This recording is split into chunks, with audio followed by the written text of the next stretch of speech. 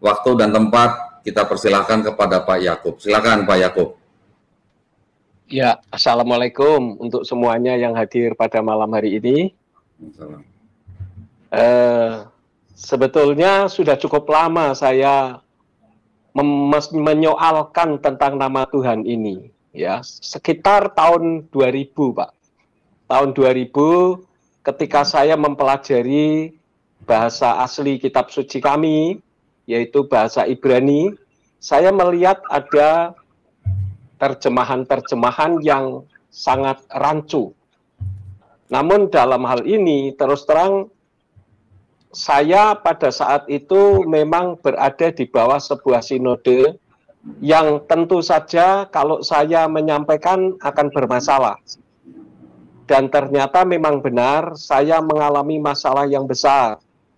Sehingga saya terpaksa harus di-kick out dari sinode kami sebelumnya. Kemudian pada saat itu saya difitnahkan, diadu domba dengan umat Muslim, seolah-olah saya membuang Allah begitu. Dan itu sempat heboh, saya dipecat tanggal 17 Agustus tahun 2001 pada saat itu.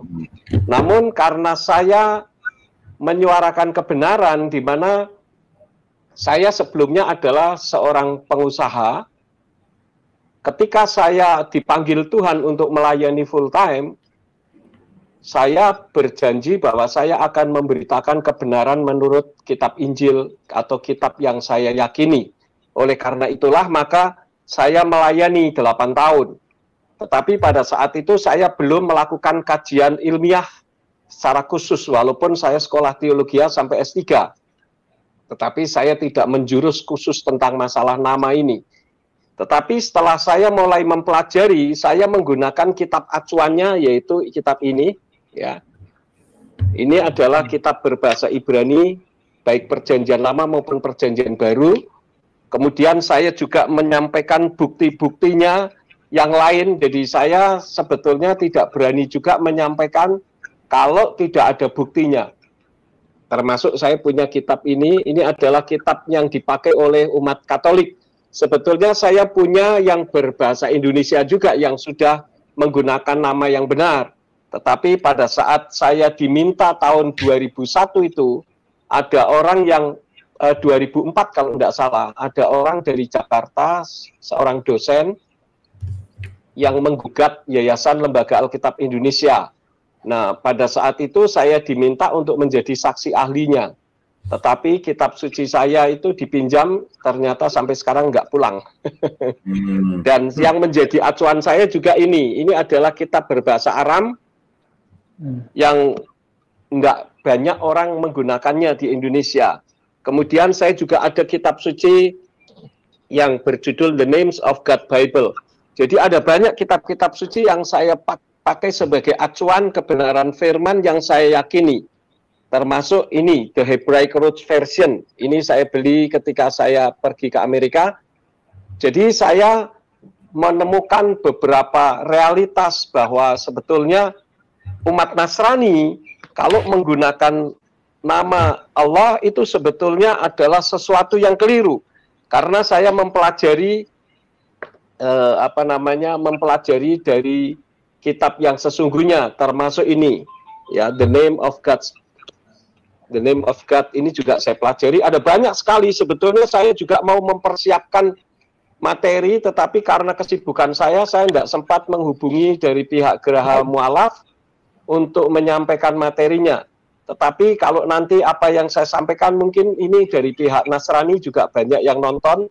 Kalau mereka ingin mendapatkan materi saya, nanti saya bisa kirimkan buku-buku saya. Saya concern dalam hal ini karena saya melihat suatu realitas bahwa umat Nasrani dengan umat Muslim ini selalu berbenturan di akar rumput. Tetapi di sisi lain dari banyak pendeta itu menganggap bahwa tidak ada permasalahan karena sejak dulu tidak ada masalah. Ya sebetulnya tidak ada masalah karena tidak dipermasalahkan. Tetapi kalau kita berbicara tentang kajian ilmiah itu sangat bermasalah. Oleh karena itulah nanti saya akan paparkan apa yang menjadi dasar saya secara ilmiah untuk mungkin berbeda dengan pendeta-pendeta yang lain. Sehingga dengan terpaksa saya harus disingkirkan di kalangan sinode saya yang dulu. Bahkan saya dikeluarkan dari pastori, sehingga saya tidak membawa apapun. Tapi bagi saya, karena saya sudah komitmen untuk menyampaikan kebenaran, maka ya saya harus konsisten dengan apa yang saya sudah komitmenkan. Walaupun pada saat itu, ya secara manusiawi memang sangat ironis sekali.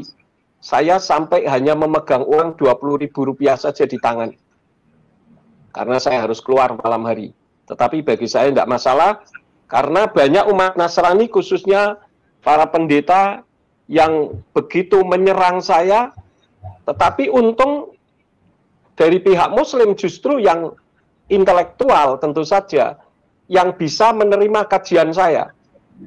Pada saat itu saya sempat disidang di kalangan para kiai di Wonosobo, karena saya difitnahkan katanya saya menghina Islam, karena saya membuang Allah begitu. Saya katakan saya tidak membuang, saya kembalikan dengan hormat. Karena memang itu bukan Tuhan kami. Jadi saya harus bisa menghormati umat muslim. Jadi saya punya konsep bahwa yang disebut dengan kerukunan umat beragama itu bukan menyatukan, tetapi berjalan di relnya masing-masing. Ya, jadi bagi saya kalau ada umat Kristen misalkan, umat Nasrani pindah jadi Islam, monggo kerso silahkan, tidak masalah. Bahkan pendeta sekalipun mau pindah juga tidak masalah. Itu berdasarkan keyakinan yang bersangkutan. Jadi saya terangkan pada saat itu kepada para kiai, dan para kiai juga justru mendukung kami, mendukung saya secara khusus. Pada saat itu saya harus mendirikan gereja sendiri lagi dengan konsistensi yang saya miliki. Dan secara jujur saya katakan, pada saat saya mendirikan gereja, tidak ada pendeta yang mau tanda tangan. Justru yang mau tanda tangan, saya mendirikan gereja, terus terang justru organisasi-organisasi Islam. Ormas-ormas Islam, mereka tanda tangan dengan stempelnya, dan bahkan ada di antara mereka yang mengatakan bahwa nanti kalau misalkan saya mendirikan gereja dipersulit oleh pemerintah, dari pihak Muslim justru yang akan membantu begitu. Tapi ya puji Tuhan dengan perjuangan yang gigih dari apa yang saya perjuangkan bersama dengan teman-teman, akhirnya izin gereja dapat kami peroleh juga, sehingga saya juga tidak perlu merepotkan dari saudara-saudara saya umat Islam. Para kiai banyak kenal dengan saya, dan mereka justru sangat mengapresiasi karena saya tidak menjadikan benturan antara umat Islam dengan umat Kristen. Yang secara khusus yaitu tentang masalah nama Allah atau Allah, di mana umat Nasrani selalu mengelak dengan berbagai macam cara. Dikatakan perjanjian baru tidak ada nama Yahweh dan sebagainya. Nah, kenapa? Karena memang di Indonesia terus terang saja untuk literatur Nasrani ini sangat kurang sekali. Dan saya banyak mendapatkan literatur, kalau saya pelayanan ke Amerika, saya beli-beli buku. Seperti salah satu contohnya ini. Ini adalah buku yang membuktikan bahwa perjanjian baru pun ditulis dalam bahasa Ibrani. Dan ini ditulis oleh Rabi Israel. Artinya bahwa kiblatnya memang berbeda. Kalaupun ada orang yang menganggap itu hal yang sama, saya pikir saya mengacu hanya kepada kitab sucinya masing-masing.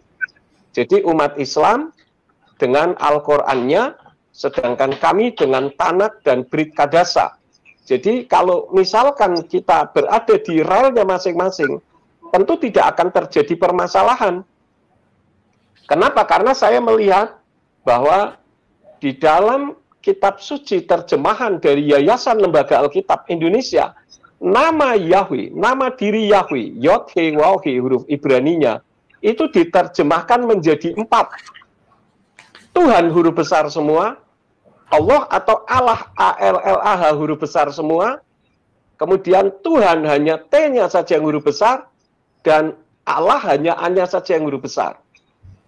Padahal setahu saya dulu waktu saya kuliah, ketika membuat skripsi, ketika kita mau mengutip, mengquote daripada buku orang, pengarangnya itu harus dituliskan dan namanya tidak bisa diubah. Tetapi justru terus terang umat Nasrani ini, kalau saya katakan mereka justru menjadikan Tuhannya itu seperti siluman. Dan saya pernah mengatakan ini, itu pun saya dibantai habis oleh umat-umat Nasrani. Dikatakan masa Tuhan siluman? Loh, saya katakan bukan Tuhan itu siluman, Tuhan seperti siluman. Kenapa? Karena namanya berubah-ubah. Salah satu contoh di dalam kitab suci yang saya yakini, di mana nama Yahweh, yaitu Tuhan yang di dalam kitab suci kami, Tanakh itu disembah oleh Bapak Abraham, Yitzhak, dan Yakov. Di sana yang pertama nama Yahweh itu diterjemahkan menjadi Tuhan, T-U-H-N, huruf besar semua, khususnya di dalam kitab Yesayahu atau Yesaya pasal 42 ayat yang ke-8. Di sana, di dalam terjemahan dari Yayasan Lembaga Alkitab Indonesia dikatakan, Aku ini Tuhan, itu namaku. Aku tidak akan memberikan kemuliaanku kepada yang lain atau kemasyhuranku kepada patung. Di situ dikatakan, aku ini Tuhan, huruf besar semua, itu namaku. Artinya, kalau kita mengacu kepada tata bahasa Indonesia yang baik, artinya ada Tuhan yang bernama Tuhan. Padahal Tuhan itu bukan nama. Tuhan itu adalah sebutan. Nah, ketika saya membaca di dalam kitab berbahasa Ibrani, di sana berbunyi, Ani Yahweh Husmi, Ufodil Akhir Lo Eten Utilati Lapsilim. Yang kalau diterjemahkan dengan benar, sebetulnya berbunyi, Aku Yahweh, itulah namaku. Dan aku tidak akan memberikan kemuliaanku kepada yang lain, dan pujianku kepada patung. Itu yang pertama. Jadi, nama Yahweh diterjemahkan menjadi T-U-H-A-N, huruf besar semua. Yang kedua, nama Yahweh diterjemahkan menjadi Allah, A-L-L-A-H, huruf besar semua. Di mana umat Nasrani, para pendeta seringkali mengatakan, oh, Allah kami beda dengan Allah. Mereka menggunakan kata Allah, kami Allah. Padahal semuanya sama. Karena hurufnya sama. Dan itu dijadikan sebagai pengganti daripada Yahweh. Dan ini bisa saya lihat kalau terjemahan Yayasan Lembaga Alkitab Indonesia di dalam kitab Kejadian pasal 15 ayat yang kedua. Terjemahan dari LAI mengatakan, Abram menjawab, ya Tuhan Allah, A-L-L-A-H, huruf besar semua. Apakah yang akan engkau berikan kepadaku? Karena aku akan meninggal dengan tidak mempunyai anak, dan yang akan mewarisi rumahku ialah Eliezer orang Damsyik. Ini di dalam kitab Kejadian pasal yang ke-15 ayat yang kedua. Tetapi kalau saya membaca di dalam kitab berbahasa Ibrani, di sana berbunyi, Wa yomer Avram Adonai Yahweh matitenli wa anoki holek ariri oven mesek beiti bu hu damesek Eliezer.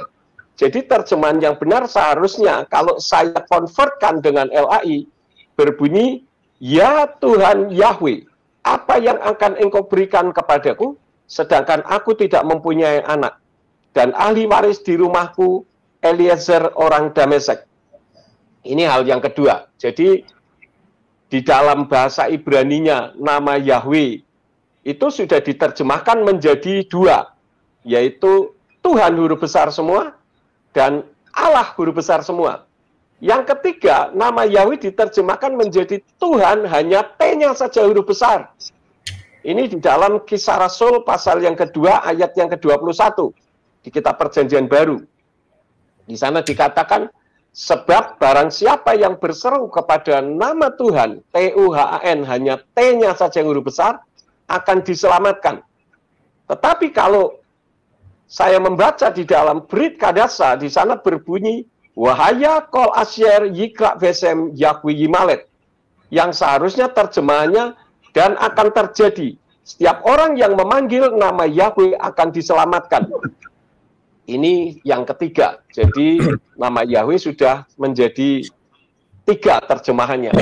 Yang keempat adalah Allah, hanya A-nya saja yang huruf besar.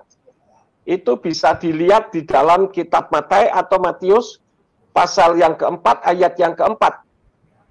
Di sana berbunyi, tetapi Yesus menjawab, ada tertulis, manusia hidup bukan dari roti saja, tetapi dari setiap firman yang keluar dari mulut Allah, hanya saja yang huruf besar. Tetapi kalau saya membaca di dalam kitab berbahasa Ibrani, di sana berbunyi, wayaan wayomar katuf kilo al halchem levado yikye ha-adam ki al kalmot sapi Yahweh. Yang kalau diterjemahkan seharusnya berbunyi, namun sambil menanggapi, dia berfirman, telah tertulis, bukan oleh roti saja manusia akan hidup, melainkan oleh setiap firman yang keluar dari mulut Yahweh. Jadi di sini kita sudah melihat bahwa satu nama, yaitu Yahweh, diterjemahkan menjadi 4. Yang pertama, TUHAN huruf besar semua, kemudian ALLAH huruf besar semua, yang ketiga, Allah hanya saja yang huruf besar, dan yang keempat adalah Tuhan hanya T-nya saja yang huruf besar. Padahal kalau kita melihat suatu realitas, nama itu tidak bisa diterjemahkan. Kalaupun misalkan nama saya Bunga misalkan, saya bernama Bunga atau Eko begitu. Ketika saya ke Amerika, kemudian ditanya oleh orang Amerika, what's your name? Saya tidak akan mengganti nama saya menjadi my name is Yuan, karena Eko itu artinya satu.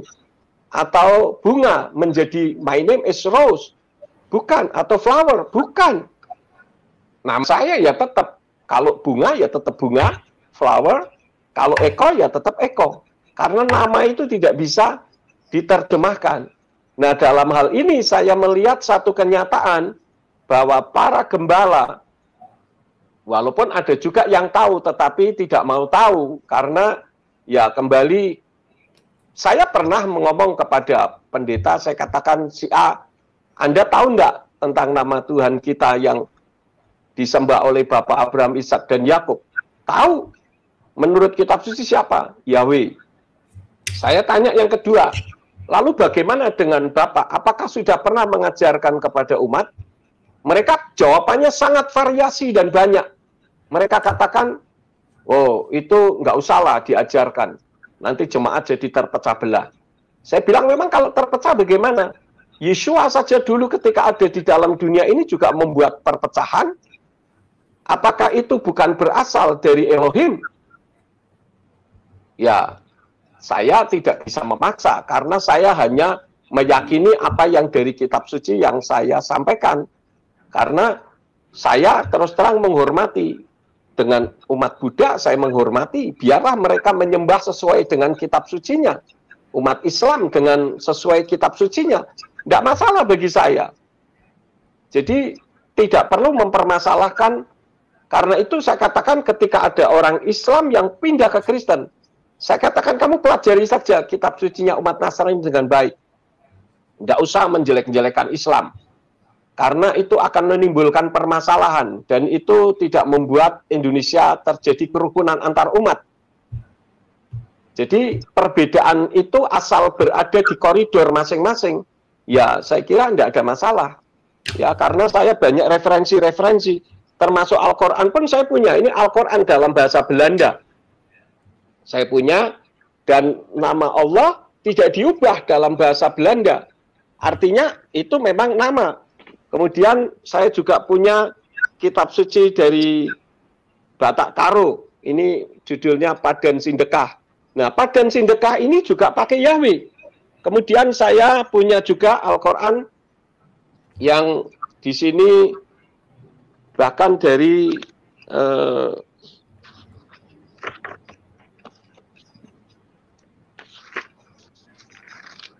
terjemahan dari cukup bagus juga.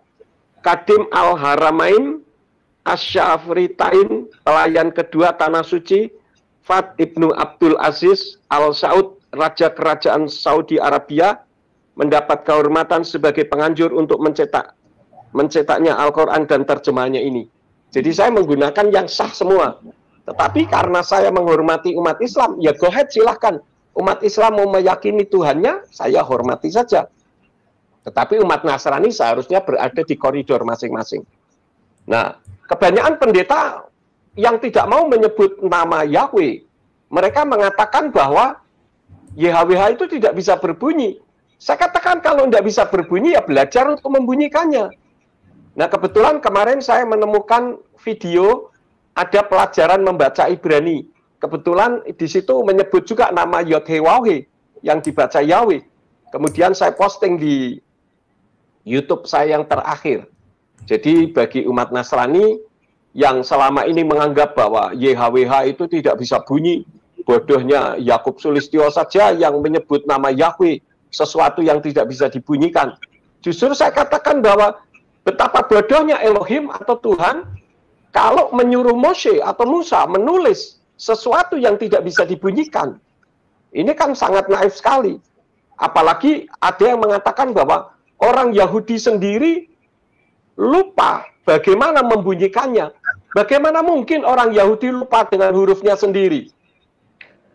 Ada alasan macam-macam, katanya di perjanjian baru itu sudah tidak ada nama Yahweh karena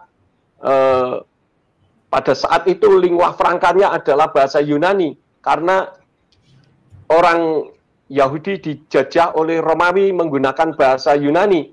Nah, saya contohkan saja, Indonesia ini dijajah oleh Belanda 350 tahun.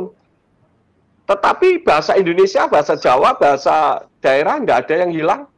Jadi ada banyak sekali argumentasi-argumentasi yang sebetulnya tidak relevan untuk disampaikan, karena kalau disanggah itu bisa, namun ya kembali kalau menurut saya karena mereka belum mampu membedakan antara nama, sebutan, bahasa, dan budaya, sehingga mereka rancu begitu. Saya kira untuk pemaparan saya nggak usah banyak-banyak ya. Jadi nanti misalkan ada yang mau bertanya sekitar masalah nama, bisa disampaikan. Assalamualaikum warahmatullahi wabarakatuh. Shalom alaikum. Mudah-mudahan kita semua diberikan kesehatan. Saya sangat bersyukur pada malam ini ketemu dengan sahabat saya yang amat luar biasa, yakni Pendeta Yakub Sulistyo. Saya sangat hormat dengan beliau dan sudah bertemu berkali-kali, insya Allah 2 kali di Surabaya.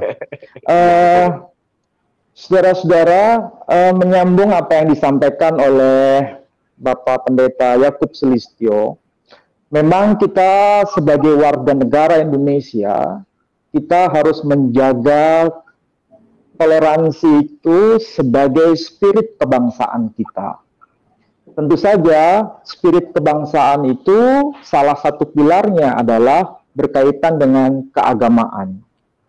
Nah, berkaitan dengan persoalan keagamaan di Indonesia, kita menemukan ada semacam hubungan yang erat, meskipun tidak bisa disama-samakan, tapi bisa bersama-sama. Yang kemudian agama-agama itu dikenal dengan sebutan Abrahamic faith. Agama-agama yang merujuk pada iman Abraham. Kalau dalam konteks akademik disebut sebagai Abrahamic faith atau Abrahamic religions. Nah, dalam konteks itu pula, seringkali kita temukan di Indonesia ini menggunakan istilah yang sama, tapi kemudian menjadi sebuah perdebatan yang tidak ada ujung pangkal. Bahkan seringkali ahistoris, bahkan tidak akademis. Misalnya begini, di dunia maya atau dalam tulisan-tulisan biasanya muncul istilah kalau Tuhannya umat Islam itu disebut Allah SWT. Allah SWT, S-nya besar, W-nya besar, T-nya besar. Seakan-akan SWT itu merupakan nama Tuhan dalam agama Islam. Jadi ada Allah yang disebut Allah SWT. Itu berbanding terbalik dengan Tuhan versi Kristiani, yakni yang disebut Allah YHWH. Nah, kalau dalam konteks ini, tentu saja ini bermasalah. Kalau kita jujur, YHWH itu sebetulnya nama pribadi.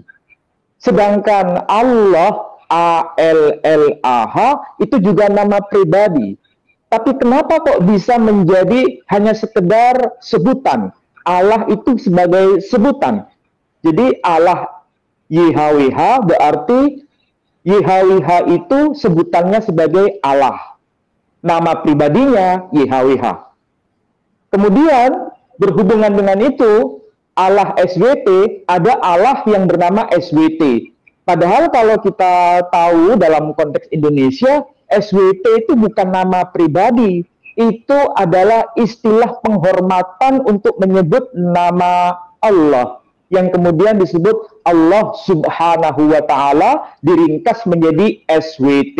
Jadi SWT itu bukan nama Tuhan, tapi penghormatan untuk Tuhan. Kalau dalam bahasa Ibrani itu sebanding dengan baruhu.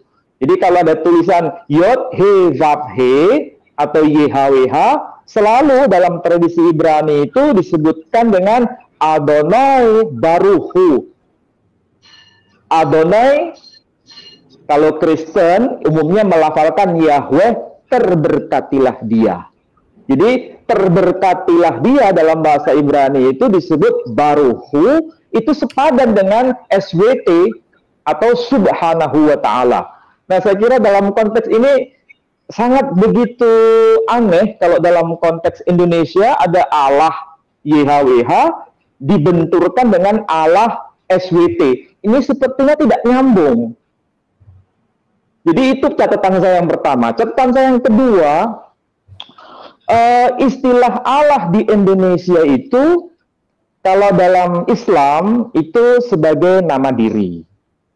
Makanya saya kebetulan punya Al-Quran terjemahan bahasa Ibrani. Nah, ini Quran terjemahan bahasa Ibrani.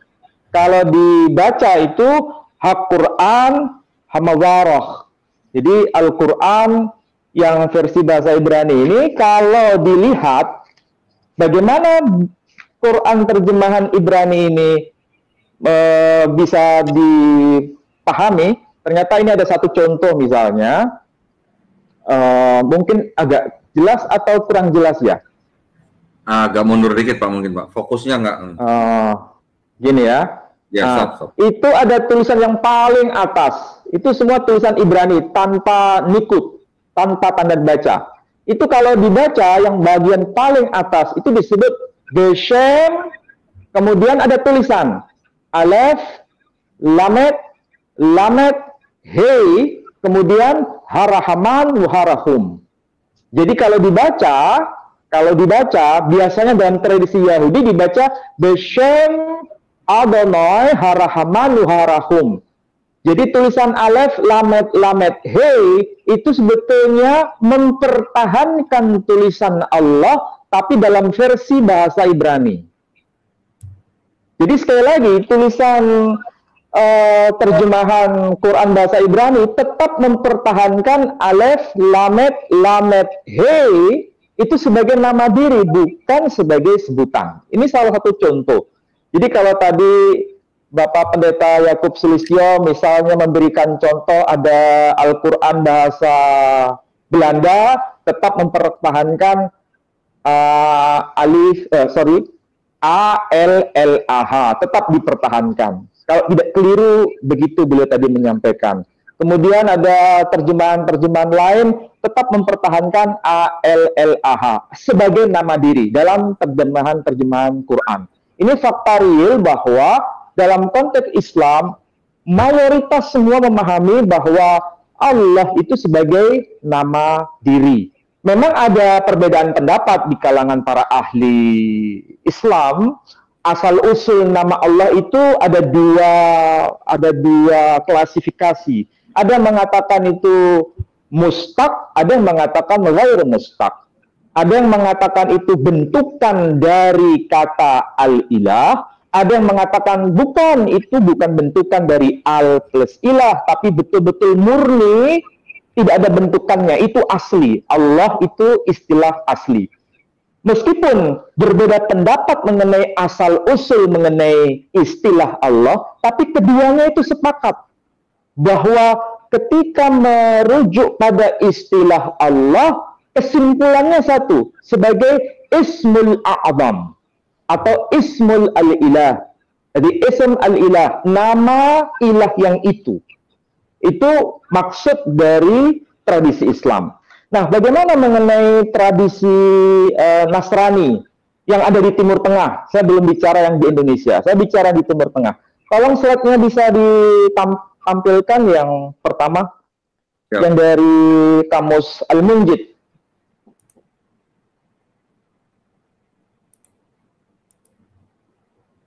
Ya, ini ya Pak ya. Nah, ini Kamus Al-Munjid.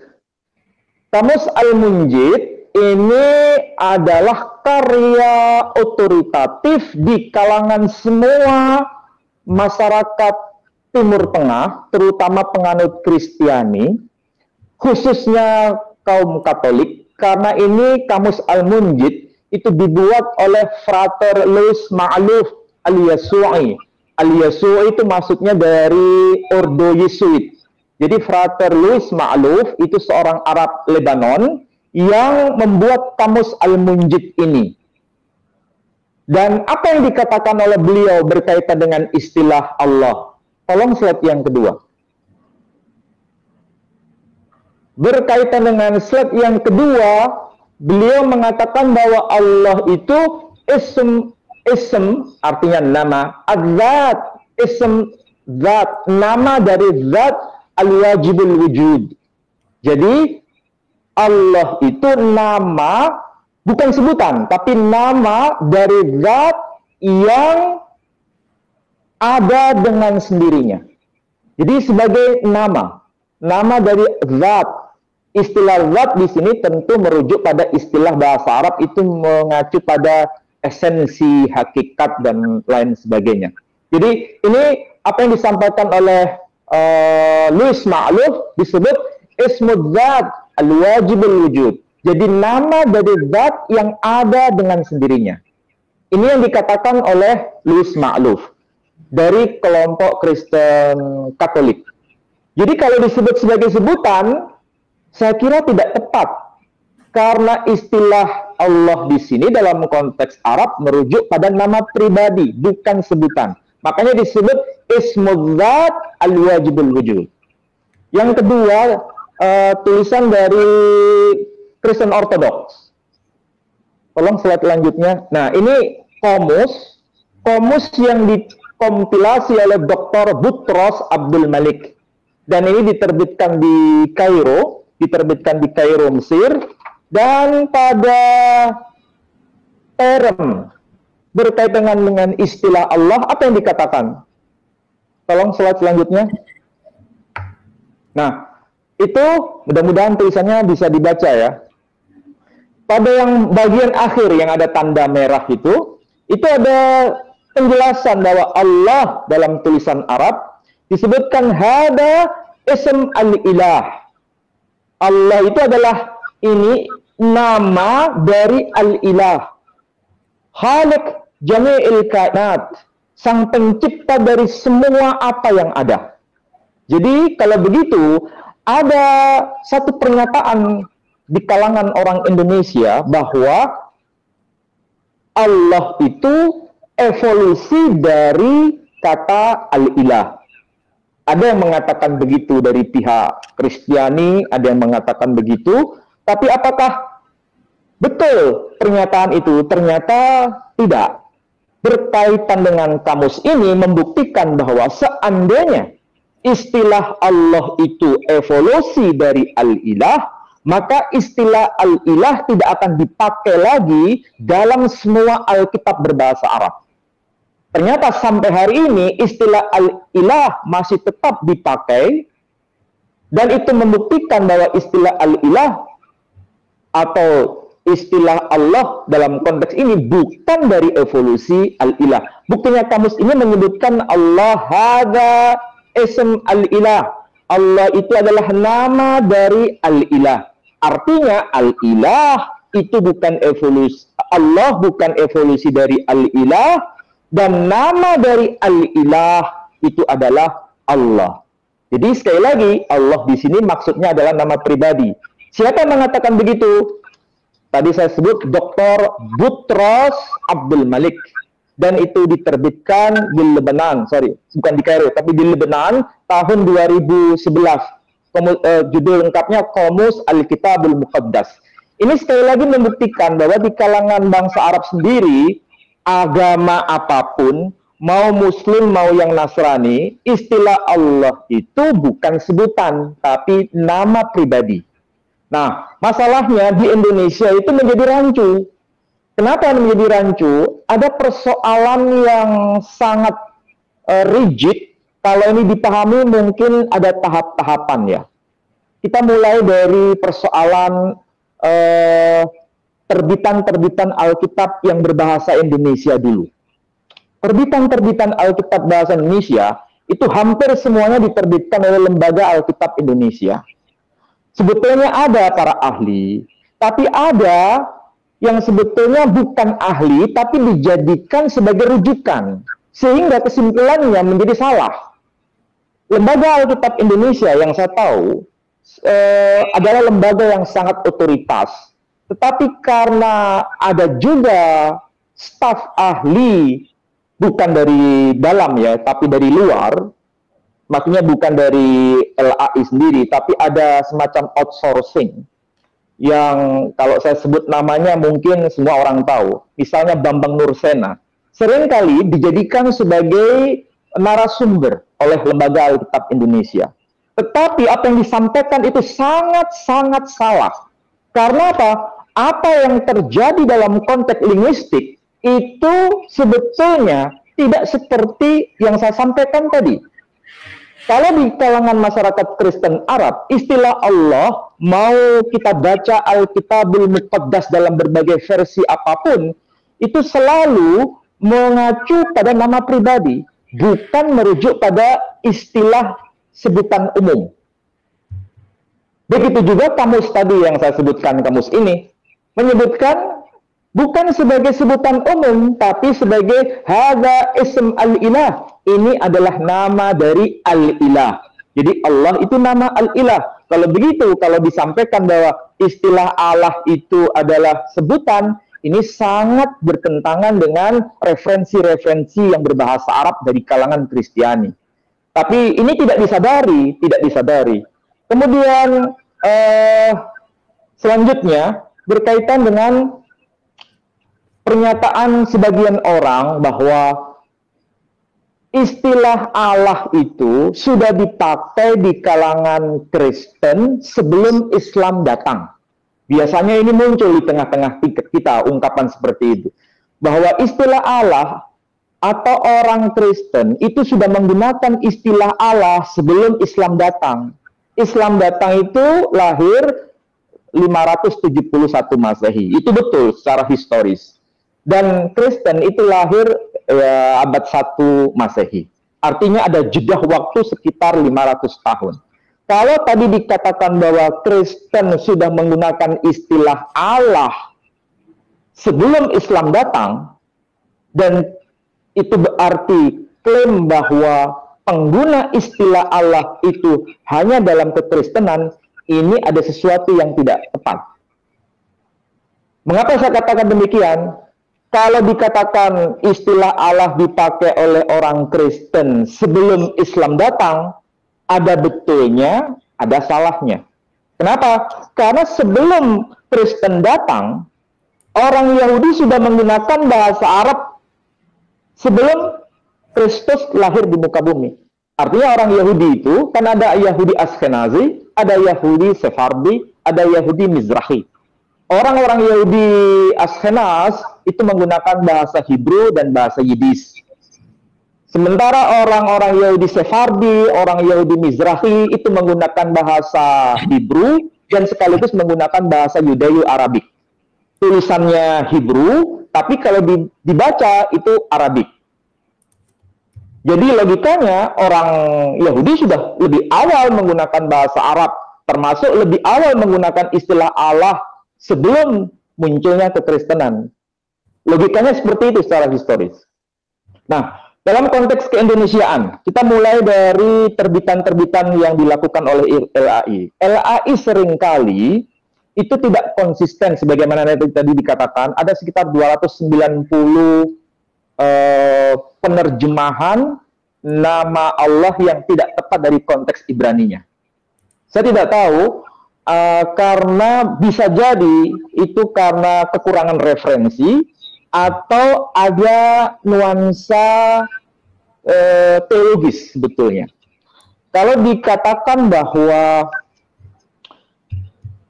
terbitan-terbitan lama, tolong ditampilkan yang terbitan lama tahun 1949 kalau tidak keliru, tolong disampaikan. 1949. Saya mengutip dari kajian linguistik saja. Saya tidak masuk ke kajian teologis, kajian linguistik saja. Bukan yang itu tuh. Ini perjanjian baru yang diterbitkan oleh Lembaga Alkitab Indonesia. Dulu namanya bukan Lembaga Alkitab Indonesia, tapi Perserikatan Hendak Memaklumkan Alkitab. Terbit tahun 1949. Nah, pada teks ini, tolong disampaikan lanjutannya. Pada teks ini, saya ambil contoh itu, Lukas pasal 4, ayat yang ayat yang ke-9. Kalau yang versi terjemahan lama, TL, maka dibawanya dia ke Yerusalem, lalu ditaruhnya di atas bumbung bait Allah. Itu versi TL. Tapi kalau versi yang diterbitan tahun 1945, di situ bukan tertulis bait Allah, tapi tertulis Ka'bah. Tertulis Ka'bah. Nah, kalau tertulis Ka'bah, itu tahun 1949. Sekarang LAI sudah menghapus istilah itu. Kenapa? Karena LAI sadar bahwa istilah Ka'bah itu adalah istilah Qur'ani, istilah khas kaum muslim, tidak boleh dipakai lagi oleh kaum Kristiani, makanya dikembalikan kepada pemilik yang sah, yakni umat Islam. Maka umat Islam tetap menggunakan istilah Ka'bah, kaum Nasrani tidak pakai istilah itu, tapi pakai istilah bait suci. Kalau kalau TL terjemahan lama pakai istilah bait suci, terjemahan baru juga pakai istilah bait suci. Yang dulu tahun 1949 pakai istilah Ka'bah, dan itu dihapus, sudah diganti dengan bait Allah. Saya kira itu etika yang bagus, mengembalikan pada haknya yang dilakukan oleh LAI. LAI bisa melakukan itu. Contoh yang kedua adalah ayat yang ke-15. Lalu ia mengajar di dalam segala rumah sembahyang mereka itu, dan sekalian orang pun memuji dia.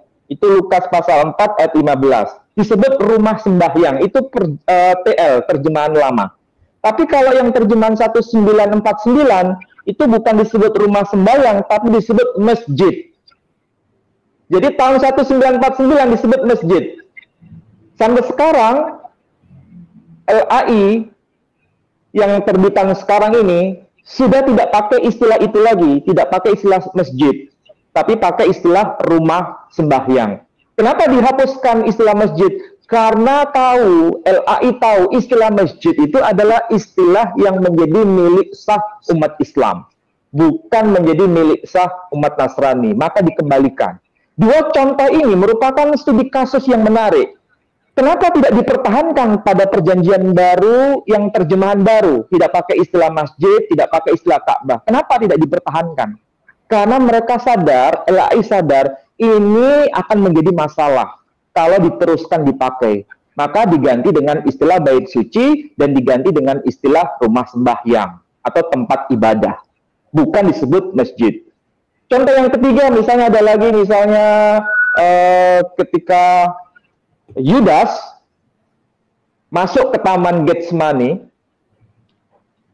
dan apa yang diucapkan oleh Yudas dalam terjemahan lama itu disebutkan Assalamualaikum. Tapi sekarang yang terjemahan baru tidak pakai istilah itu lagi, tapi salam disebut salam Rabi, istilah pakai itu.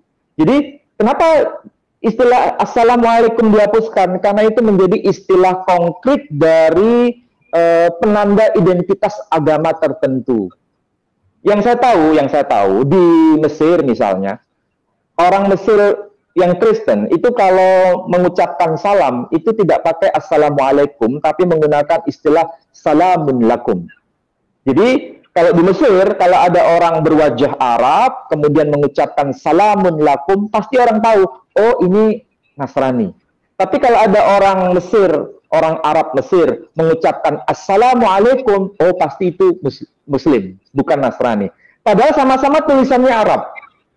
Tapi cara mengucapkan, bentuk tulisannya yang satu ada penanda identitas. Yang satu Assalamualaikum, yang satu salamun lakum. Sama seperti di Mesir, kalau ada orang mengucapkan naskur li rabbina, itu pasti Nasrani. Padahal tulisannya Arab, ngomongnya Arab, naskur li rabbina. Tapi kalau ada orang mengatakan alhamdulillah, nah ini pasti Muslim. Jadi bahasa itu bukan sekedar netral, tapi bahasa itu ada penanda identitas. Nah, begitu juga apa yang dilakukan oleh LAI ketika menghapus istilah masjid, menghapus istilah Ka'bah, menghapus istilah Assalamualaikum, karena sadar itu sebagai penanda identitas, bukan sekedar bahasa yang netral. Nah, yang menjadi masalah yang sedang kita diskusikan sekarang, itu adalah soal istilah Allah yang tadi kita bicarakan bersama Pendeta Yakub Sulistyo, bahwa beliau menganjurkan, bahkan sangat begitu kuat menyatakan bahwa sebaiknya dikembalikan kepada pihak Muslim karena itu akan menjadi kendala relasi hubungan antara Islam dengan Kristen di Indonesia. Nah, sekali lagi, kenapa Pendeta Yakub Sulistyo punya pemahaman seperti itu dan juga didukung oleh saudara-saudara yang lain? Karena ini akan menjadi problem yang tadi saya sebut. Ada istilah Allah SWT, ada Allah YHWH. Ini sangat tidak akademis, tapi masif terjadi di akar rumput.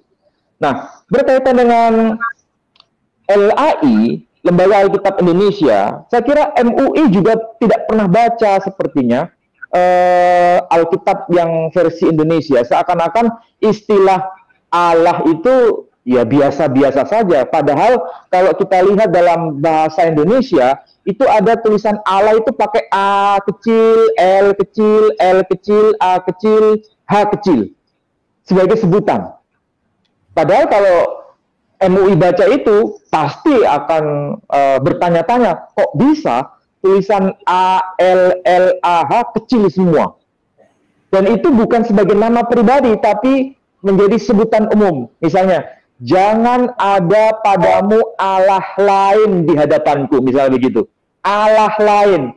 Kalau disebutkan Allah lain di situ, itu teksnya adalah bahasa Indonesia dan maksudnya bukan sebagai nama pribadi, tapi sebagai sebutan umum. Kok bisa ada Allah-Allah lain? Bahkan ada disebut Allah-Allah. Kita coba ya, lihat yang bahasa ini Ibrani dan Arab ini. Ini kebetulan kalau bisa ini Pendeta Yakub Sulistyo harus punya ini sepertinya, karena di dalamnya ada nama Yahweh dalam bahasa Arab. Jadi ini Al-Ahdul Qadim Al-Ibri, Tarjamah Bainas Sutur Ibri Arabi.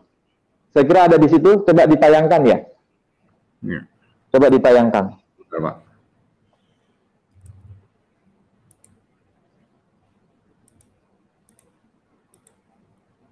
Ini ya Pak Ali ya. Yang tadi yang mana ya? Itu Keluaran 3:15. Sudah saya cek 3:15. Teksnya 3:15. Nah, yang Shemot ya atau Sefer Shemot, kalau bahasa Indonesianya Kitab Keluaran, itu pada pasal yang ketiga ayat yang ke-15 itu ada tulisan Ibrani. Itu menarik. Teks Ibraninya otomatis semua paham itu. Ada tulisan begini, Yod-He-Vav-He ya, Yod-He-Vav-He, tapi orang Ibrani menyebut dengan Adonai. Adonai Elohe Avotechem Nira Elohe Abraham, Yitzhak, wa Yakub.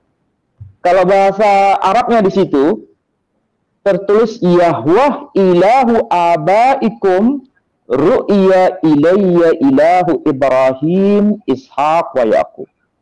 Jadi Yahweh kalau bahasa Arabnya itu masih tetap bertahan istilah Yahweh. Yahweh ilahu. Jadi Yahweh ilah. Yahweh adalah ilah abaikum, bapak-bapak kalian semua. Atau kalau dibaca teks Ibrani-nya itu Adonai Elohe Avotechem.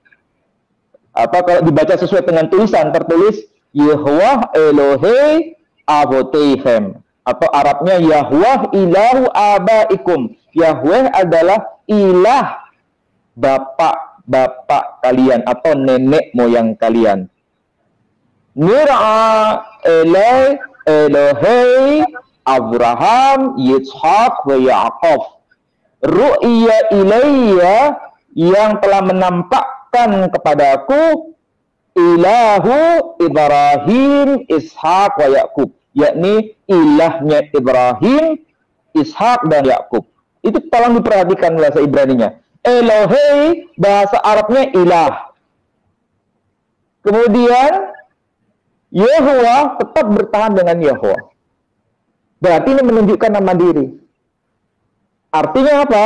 Kalau ini disebut dengan Elohe Ibraninya, Arabnya menjadi ilah, terjemahan Indonesia tidak disebut ilah tapi Allah. A-L-L-A-H kecil semua. Berarti ini kesalahan yang fatal dalam konteks bahasa Indonesia.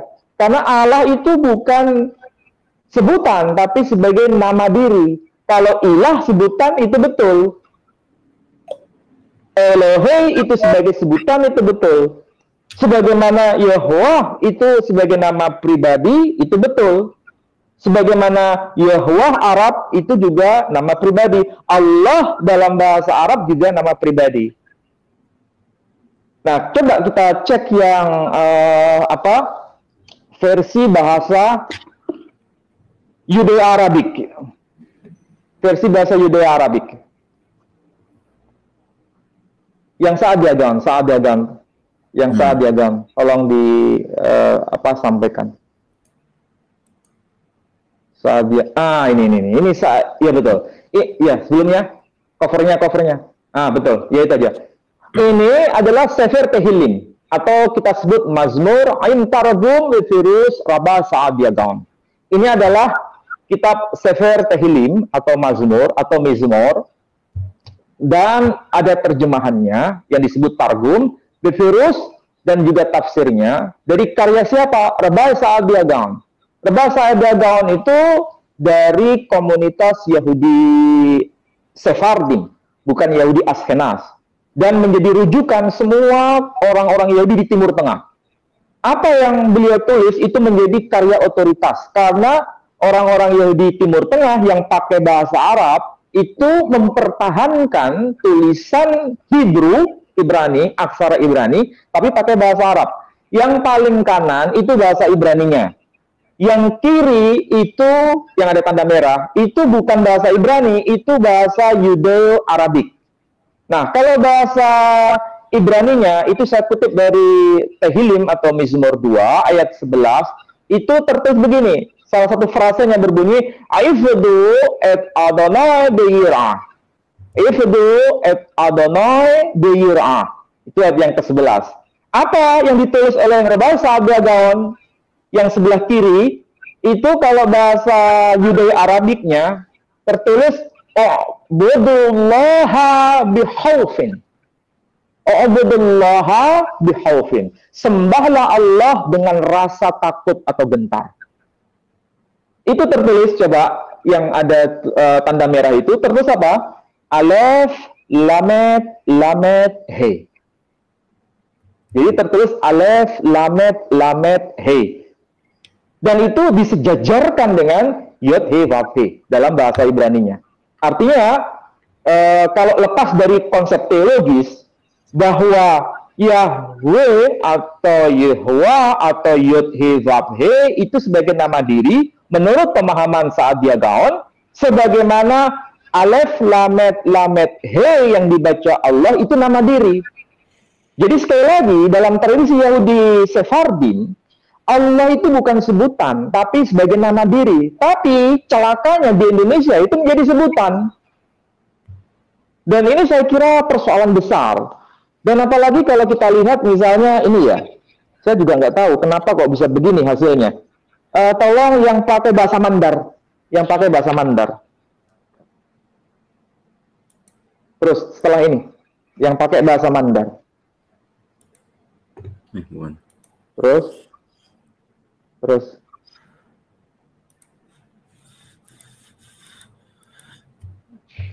Kayaknya yang ada tulisan yang Matius, ada tulisan Matius.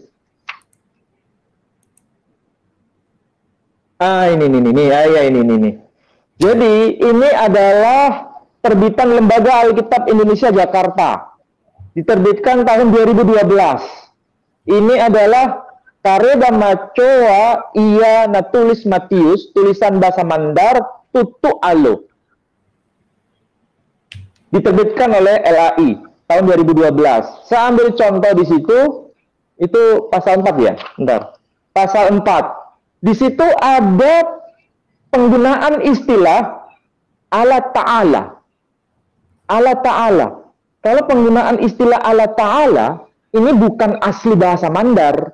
Ini adalah istilah orang-orang Muslim dari komunitas suku Mandar yang mengadopsi bahasa Arab, makanya mereka menggunakan istilah Allah Ta'ala.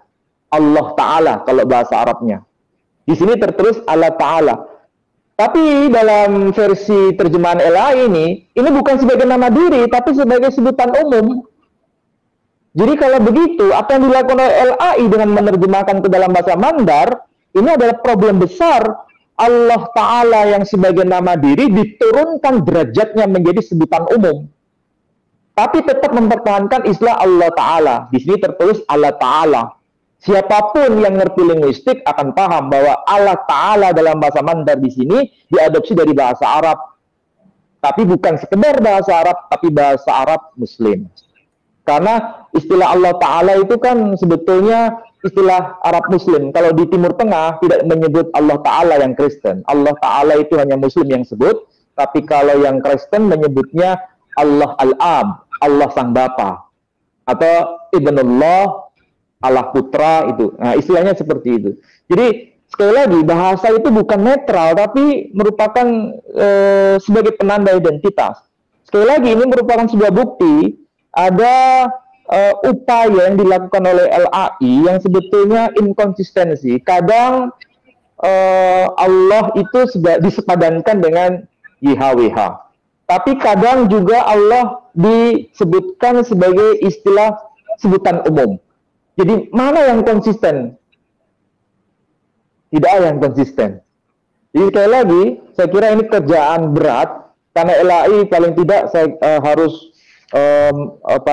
mengundang pakar linguistik, terutama yang ngerti bahasa Indonesia yang baik dan benar, supaya tidak ada kesalahan penggunaan yang seharusnya nama diri menjadi sebutan. Apalagi ada Allahmu, Allahku, Allahnya, ini kan nggak benar.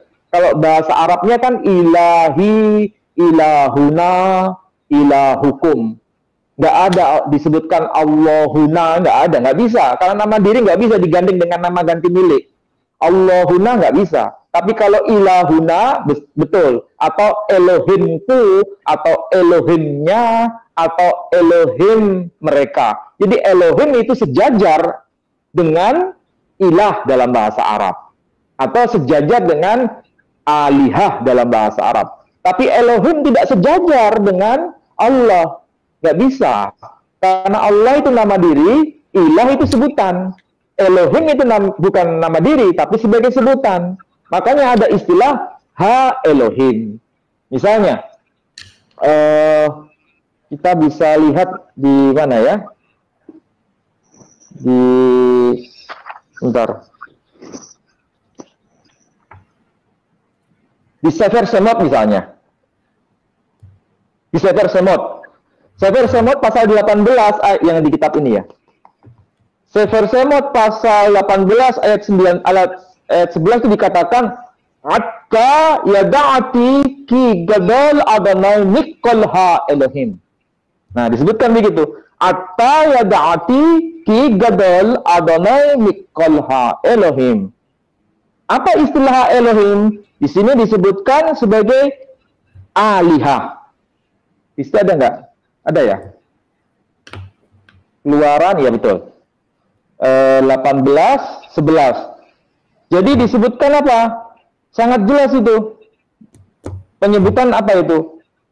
Al-an araftu an azimun Yahweh. Nah, tetap mempertahankan Yahweh di situ. Adonai min kullil alihah. Al-an araftu an azimun Yahweh min kullil alihah. Jadi ha Elohim sejajar dengan bahasa Arabnya al-alihah, bukan Allah. Kalau bahasa Indonesianya itu diterjemahkan apa? Allah. Allah, segala Allah.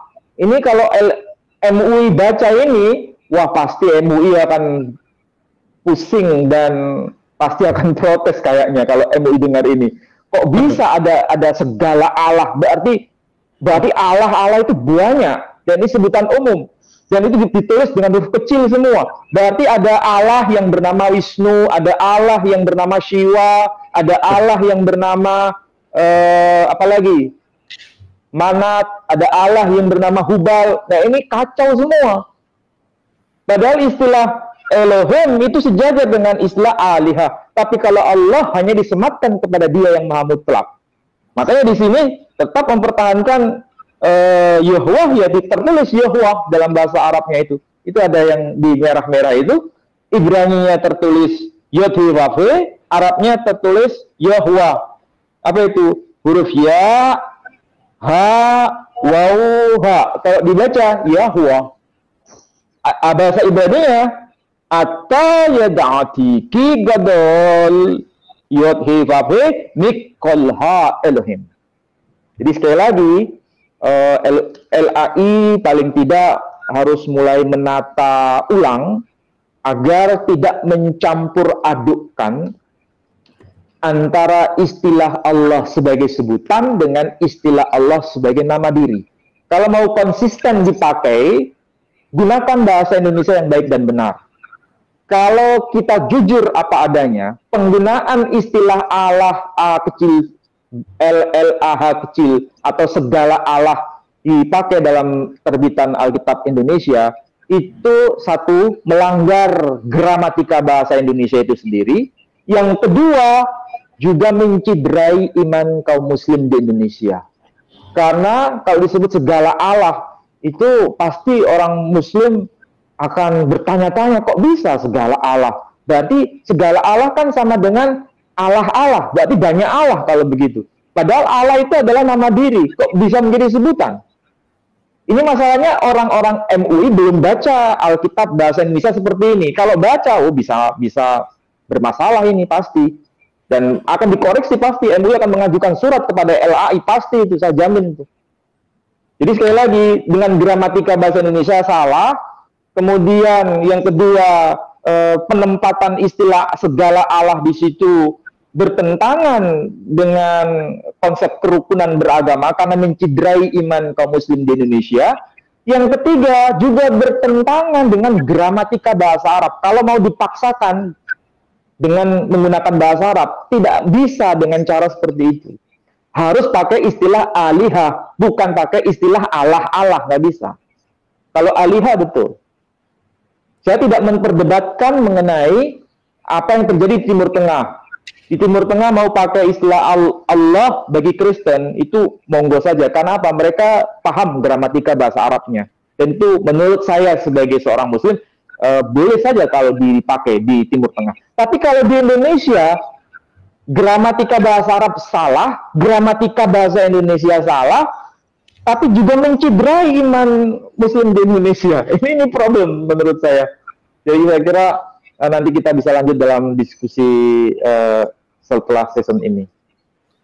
Ya, terima Baik, kasih. terima kasih. Ya, terima kasih banyak Pak Ali. Wah, sangat menarik. Saya sama sekali nggak ngantuk loh dengerin Pak Ali memaparkan ini loh.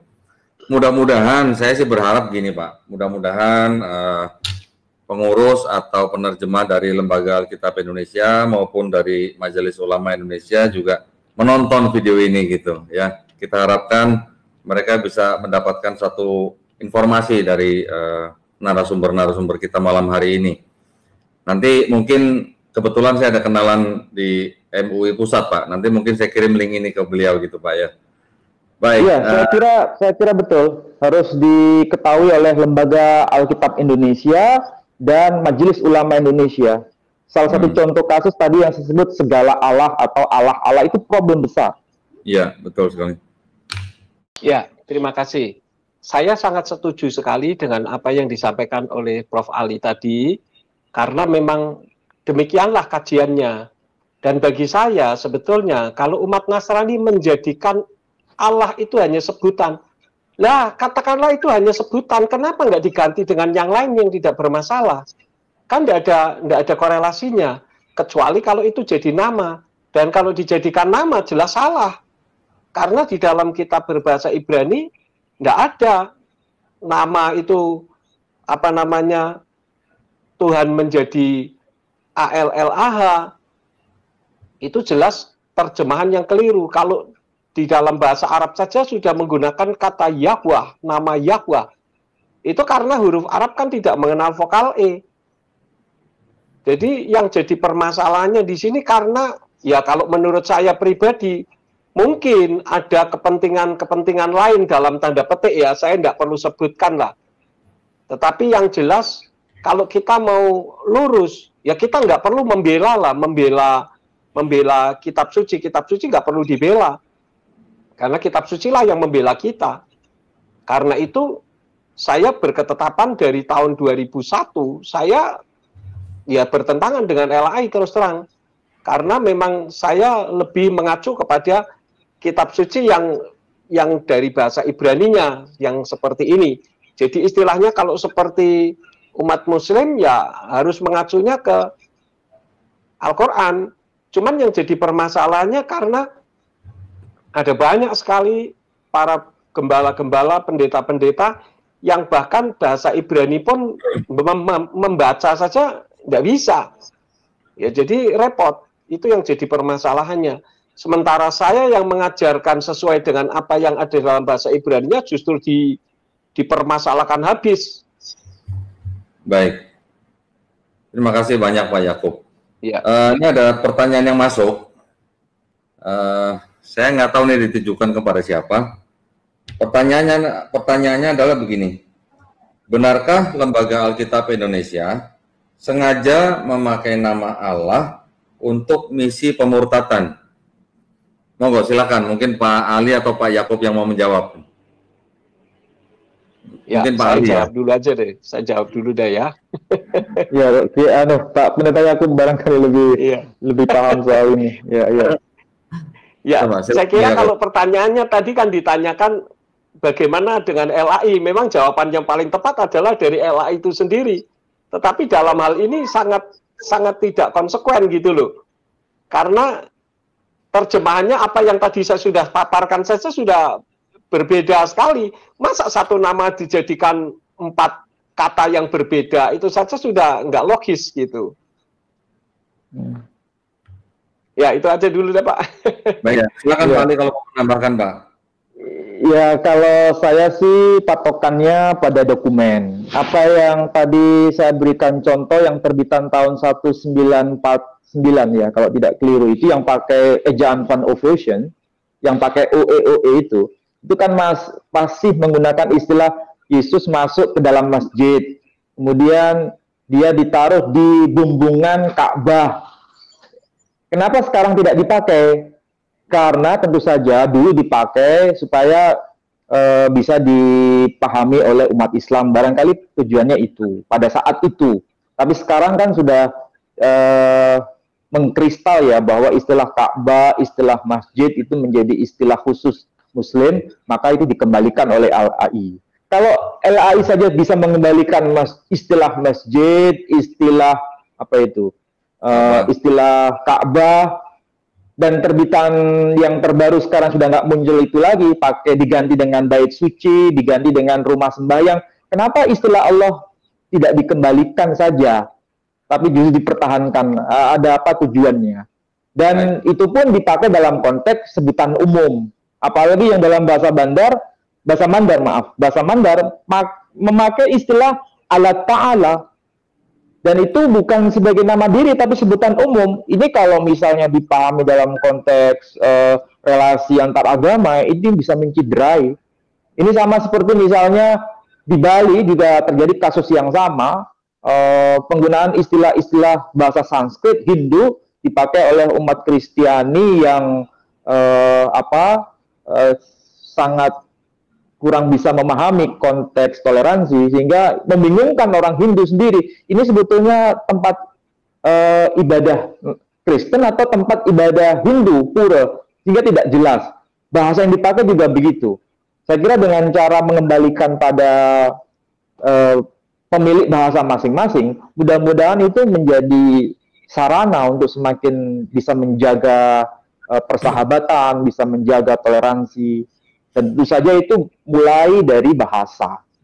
Jadi kalau ringkasnya begini, kalau bahasa Indonesia itu ya bahasa Indonesia, nggak ada bahasa Indonesia khas Islam, nggak ada bahasa Indonesia khas Kristen. Kalau bahasa Indonesia yang khas Islam misalnya, tiada Tuhan selain Allah. Itu bahasa Indonesia khas Islam. Kalau yang di Alkitab itu ada istilah begini, jangan ada padamu Allah-Allah lain selain Tuhan. Kan jadi bingung kita. Ini yang mana yang Tuhan, mana yang Allah, itu bingung. Ya. Jadi yang satu tiada Tuhan selain Allah, yang satu jangan ada padamu Allah lain selain Tuhan. Kan jadi membingungkan, mana yang nama pribadi, mana yang sebutan, jadi bermasalah. Ya itu tadi saya kira memang ada motif yang tentu saja ini tidak bisa dinafikan. Saya kira itu ya. Pak Ali, apa benar Pak? Saya pernah membaca bahwa kata Allah itu di Bible sendiri dulu waktu awal-awal kolonial diterjemahkan oleh seorang penerjemah Muslim Pak, dari yang disewa gitu oleh penjajah gitu Pak. Apa betul Pak Ali gitu Pak? Oh iya, begini. Pada awalnya itu kalau tidak keliru namanya Lediger. Ada seorang penerjemah Alkitab perdana itu Lediger. Tapi ketika menerjemahkan perjanjian baru, misalnya Eli Eli lama sabaktani, itu ditulisnya Tuhanku, Tuhanku, mengapa engkau meninggalkan aku? Itu saya kira sudah benar terjemahan itu. Tapi ketika muncul Klinkert ini seorang Belanda, saya lupa itu tahun berapa ya, baru terjemahan itu digeser, bukan Tuhanku, Tuhanku, mengapa engkau meninggalkan aku, tapi digeser menjadi Allahku, Allahku, mengapa engkau meninggalkan aku. Jadi seakan-akan di situ Allah bukan sebagai nama diri, tapi sebagai sebutan. Itu yang saya tahu. Dan orang yang terlibat dalam penerjemahan Alkitab waktu itu memang ada seorang Muslim yang bernama Abdullah bin Abdul Qadir Munshi. Dan itu memang menjadi narasumber dari Klinkert. Jadi Klinkert belajar bahasa Melayu itu dari seorang sastrawan Melayu yang namanya itu Abdullah bin Abdul Qadir Munshi. Tapi Abdullah bin Abdul Qadir Munshi itu ketika menggunakan istilah Allah itu sebagai nama diri, bukan sebagai sebutan. Tapi oleh Klinkert digeser menjadi sebutan. Dan akhirnya kita lihat muncullah PL. Makanya kalau kita lihat PL itu sebetulnya itu ada kaitan dengan Klinkert. Kalau yang perjanjian baru itu ada kaitan dengan Bode. Bode itu yang dipakai sebagai dasar perjanjian baru yang bahasa Indonesia. Kalau yang kebetulan ada, kenapa? Kalau kebetulan ada tapi di belakang rumah, ada di belakang rumah. Itu tulisannya pakai Arab, tapi itu kalau dibaca bahasa Melayu. Tapi istilah Allah itu betul-betul sebagai nama diri, bukan sebagai sebutan, bukan istilah umum. Kalau yang diklaim Lediger ya Pak Ali ya, kalau nggak salah juga saya pernah baca bahwa pada zaman Lydekker itu terdapat perubahan dari kata tuan menjadi Tuhan ya Pak ya. Ada penambahan kata H di tengah-tengah itu ya. Tetapi sebenarnya maksudnya Lydekker itu adalah bukan merubah makna tuan atau kurios itu menjadi theos, Bapak gitu maksud saya. Tetapi lebih merupakan imbuhan kata seperti kata embus menjadi hembus misalnya. Tahu menjadi tahu gitu. Apa betul kira-kira begitu Pak Ali?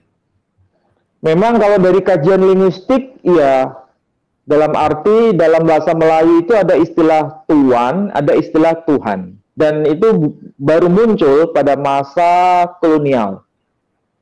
Dan kalau muncul pada masa kolonial berarti itu pada masa penjajahan di Indonesia. Nah, kenapa itu menjadi sebuah problem?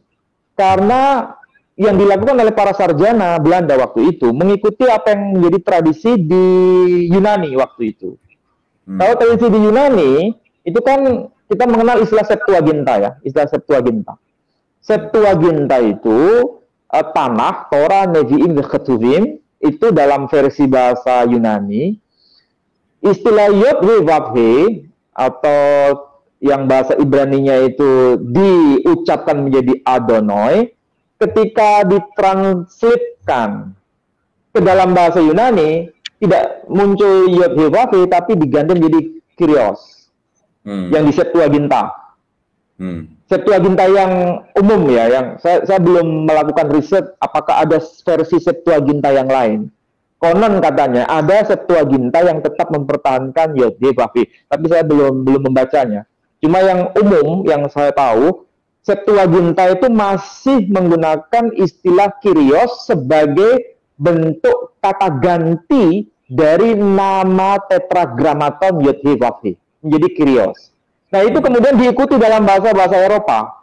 Jadi kalau ada Ibrani tertulis Yod He Vav He diganti menjadi Hir dalam bahasa Belanda, atau diganti menjadi Arab dalam bahasa Arabnya, versi Van Dijk misalnya. Van Dijk menyebut dengan Arabnya itu jadi Arab. Tapi kalau yang versi ini tetap mempertahankan Yahweh.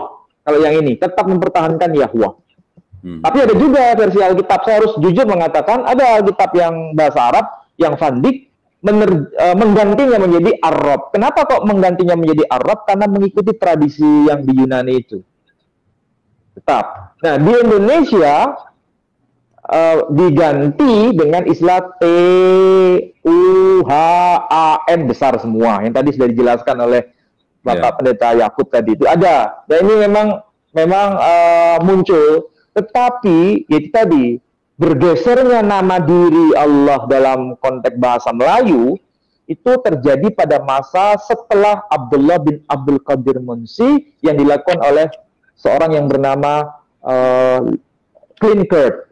Dalam kamusnya juga, kebetulan saya punya, kamusnya itu judulnya Malay Nederlands Woordenboek, terbitan dari Batavia Genootschap van Kunsten en Wetenschappen, yang sekarang menjadi Perpustakaan Nasional di Jakarta. Saya kira itu ya penjelasan dari saya. Baik. Iya, terima kasih banyak Pak Ali. Nah, ini ada pertanyaan berikutnya. Bagaimana positioning dan definisi Allah dengan Tuhan dalam ajaran Kristen? Nah, ini sebenarnya tadi mungkin sudah dijelaskan sedikit oleh Pak Yakub ya pada waktu awal pembukaan video ini ya. Mungkin Pak Yakub mau menjawab sedikit lagi?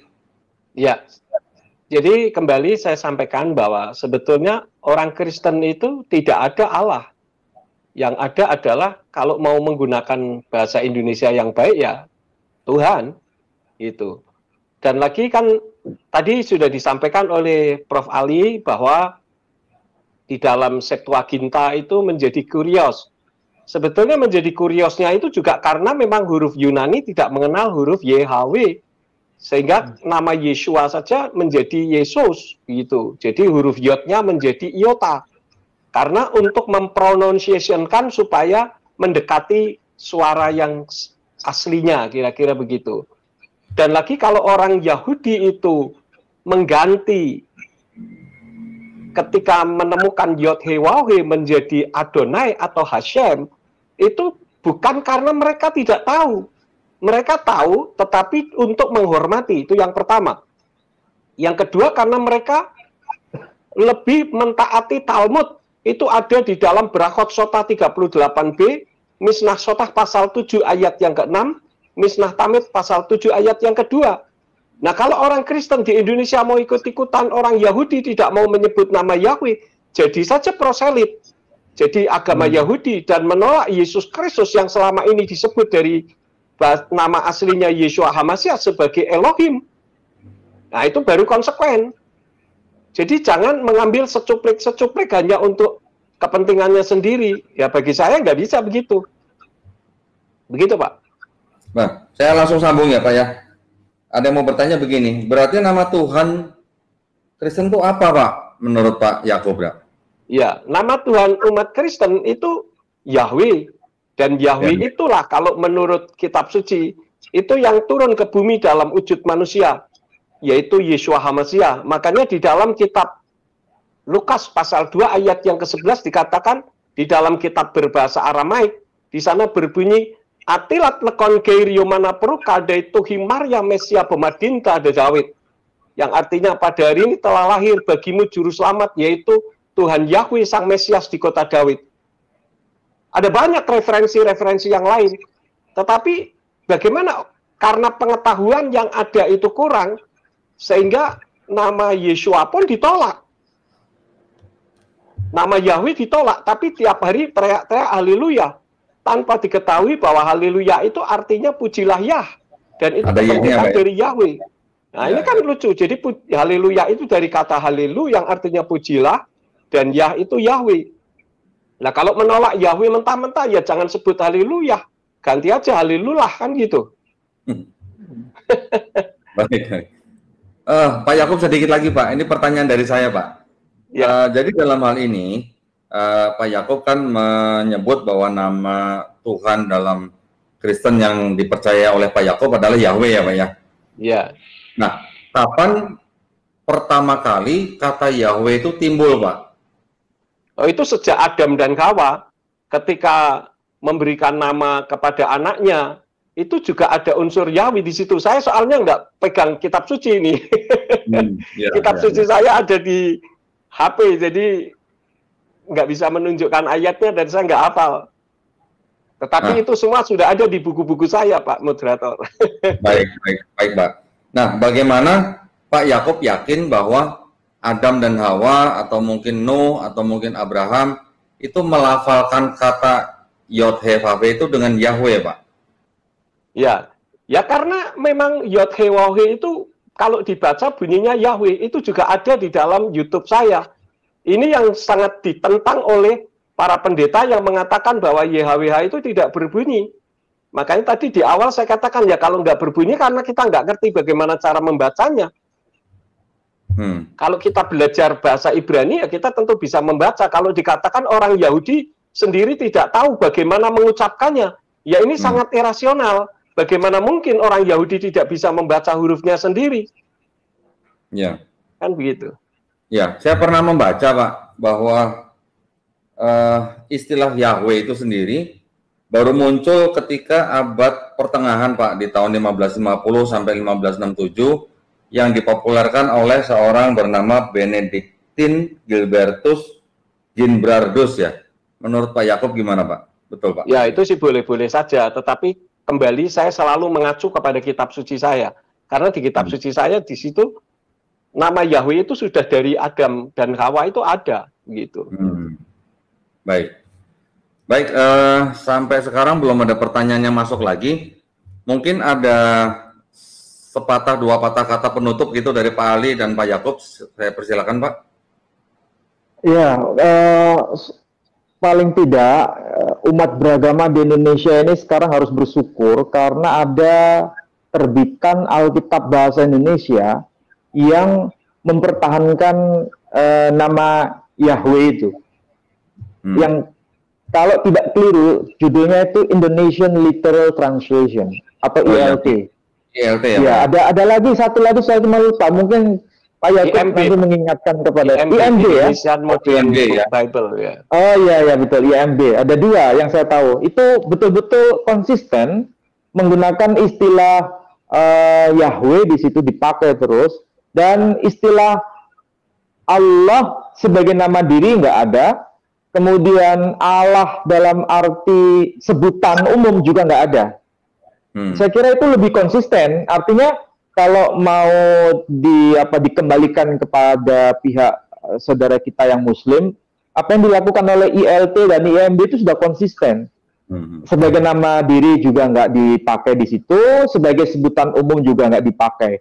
Justru yang bermasalah itu LAI. Masalah pertama, istilah Allah dipakai sebagai sebutan, kemudian yang kedua dipakai sebagai nama diri. Jadi kita susah membedakan mana yang nama diri, mana yang sebutan. Karena sama-sama menggunakan istilah Allah. Dan itu ada dalam LAI yang terbitan sekarang. Itu problem besar. Bukan hanya Muslim yang bertanya, pihak Nasrani pun yang tadi dikatakan oleh Pak Yakub juga begitu. Itu ada persoalan besar. Ada inkonsistensi. Kalau misalnya sebagai sebutan umum semua ya pakai, tapi kalau yang versi bahasa Indonesia jadi aneh. Misalnya Yod-Heh-Vav-He Elohim. Itu terjemahannya apa dalam bahasa Indonesia? Tuhan dengan huruf besar semua diikuti dengan kata Allah, huruf A-nya besar, Pak. Nah, makanya jadi problem kan? Sangat problem itu. Jadi ada inkonsistensi yang tadi sempat dihitung 290 kali, itu bukan sedikit loh. Itu sangat banyak. Dan artinya itu perlu revisi betul dan harus melibatkan seorang linguis dari mereka yang pakar Ibrani, pakar bahasa Arab, tapi pakar bahasa Arab benaran ya, bukan sekedar tahu bahasa Arab. Karena LAI seringkali memanfaatkan Bambang Nursena, Dr. Bambang Nursena yang tidak ngerti bahasa Arab tapi dijadikan acuan. Ini bahaya betul. Iya. Nah, ini buat Pak Yakub nih Pak, sebelum ditutup. Mungkin gini Pak Ali, yang kita baca pada waktu LAI, Lembaga Alkitab Indonesia, menerjemahkan Tuhan Allah dengan T huruf besar dan Allah huruf besar semua, itu kata bahasa aslinya kan adalah Adonai Yod-Heh-Vav-He, Pak. Ya. Sedangkan kata Adonai sendiri itu diterjemahkan dengan kata Tuhan ya Pak ya. Jadi pada waktu mereka ketemu kata Adonai Yod-Heh-Vav-He, mereka kan tidak akan mungkin menerjemahkan dengan Tuhan gitu Pak. Iya. Mungkin karena garuk gitu Pak ya. Jadi makanya Tuhan yang huruf besar semua itu diganti dengan kata Allah huruf besar semua gitu. Padahal kata Tuhan huruf besar semua itu kan sendiri dianggap oleh Lembaga Alkitab Indonesia sebagai proper name Pak. Karena mereka ganti dengan kata Allah huruf besar semua, otomatis ada Allah yang menjadi proper name Pak. Nah ini baru timbul problem gitu Pak ya. Betul ya Pak. Nah, saya mungkin akan itu tadi yang jadi masalah. Jadi kalau bahasa Ibrani-nya tertulis Adonai Yod-Heh-Vav-He, dalam versi Indonesia menjadi Tuhan Allah. Berarti Allah sebagai nama, Yod-Heh-Vav-He sebagai nama. Berarti sejajar di situ. Tapi pada konteks yang lain, Allah menjadi sebutan. Itu yang saya katakan tadi, inkonsistensi. Saya lebih respect terhadap ILT dan lebih respect terhadap IMB yang sangat konsisten. Tidak dipakai semuanya, mau sebutan maupun nama diri tidak dipakai. Ya, saya bisa tambahkan sedikit, Pak. Silakan Pak Yakub. Iya, Pak Yakub silakan. Itu untuk yang Kejadian 2 ayat yang keempat. Itu sebetulnya kan Yahweh Elohim di dalam bahasa Ibrani-nya. Tetapi di dalam bahasa Indonesianya menjadi TUHAN huruf besar semua dan Allah hanya saja yang huruf besar. Ini satu ya. Yang kedua, di dalam Ulangan 10 ayat yang ke-17 di sana dikatakan TUHAN huruf besar semua, Allahmu lah pakai A-nya saja yang besar, kemudian Allah A-nya saja yang huruf besar dan segala Allah huruf kecil semua seperti yang tadi disampaikan oleh Prof. Ali. Padahal aslinya Yahweh Elohim Hu Elohei. Jadi ini jadi tambah bingung lagi. Kemudian di dalam Ulangan pasal 10 ayat yang ke-17 di sana dikatakan Tuhan segala Tuhan, ada Tuhan huruf besar, huruf T-nya saja yang huruf besar, kemudian Tuhan huruf kecil semua, dan Allah hanya saja yang huruf besar. Padahal di dalam kata bahasa Ibraninya berbunyi Adonai ha Adonim HL. Kemudian ada lagi yang dikatakan Tuhan Allah huruf besar semuanya, Tuhannya huruf besar, Allahnya huruf besar semua. Ini kan jadi bingung, padahal aslinya Yahweh. Kemudian ada lagi yang Tuhan hanya T-nya saja yang huruf besar, Allah huruf besar semua. Padahal itu dari yang tadi Pak Moderator sampaikan, yaitu Adonai Yahweh. Jadi kalau saya membongkar satu persatu, kalau orang memang menggunakan kajian ilmiah, ini kepala bisa botak, Pak.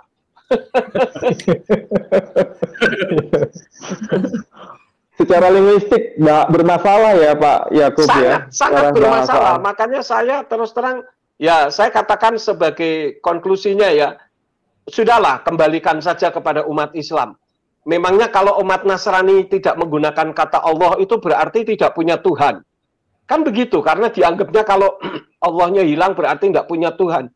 Itu kan sama saja seperti yang tadi sudah disampaikan Prof. Ali, bahwa umat Nasrani menjadikan Allah itu sebagai sebutan, yaitu pengganti sinonim dari kata Tuhan. Nah kalau hanya sinonim saja, pakailah kata yang tidak bermasalah, begitu. Ya, baik. Pak Yakub, saya mau kasih oleh-oleh sedikit, Pak. Ya. Boleh, Pak ya? Boleh, silakan, Pak. Nah ini, Pak. Ini ayat-ayat yang sudah saya catat, di mana kata Yotevave diterjemahkan menjadi kata Allah dengan huruf besar semua, Pak. Di dalam lembaga Alkitab Indonesia yang versi TB ya Pak ya? Iya. Ya, di Kejadian ada 2 ayat, Ulangan 2 ayat, Amos 19 ayat, 2 Samuel 10 ayat. Nanti Pak Yakub kalau nggak sempat catat bisa bisa print screen Pak, videonya di post gitu terus di print screen gitu Pak. Nanti ya itu sebetulnya sih sekarang sangat mudah saja karena bisa menggunakan HP semua langsung ketemu Pak. Betul Pak. Nah ini kalau kita lihat dari biblehub.com ya Pak ya, seperti tadi saya sebutkan bahwa kata Tuhan Allah dengan Allah huruf besar semua diterjemahkan dari kata Adonai Yahweh ya. Tetapi ini saya ambil contoh dari Amos 3 ayat 7 Pak. Tapi kalau kita bandingkan dengan Kejadian 2 pasal 4 yang seperti tadi Bapak bilang, ini kata Tuhan Allahnya terbalik, Tuhannya huruf besar semua. Justru itulah saya katakan kalau kita mau menggunakan kajian ilmiah linguistik, kepala kita bisa botak Pak, yang benar yang mana ini? Iya.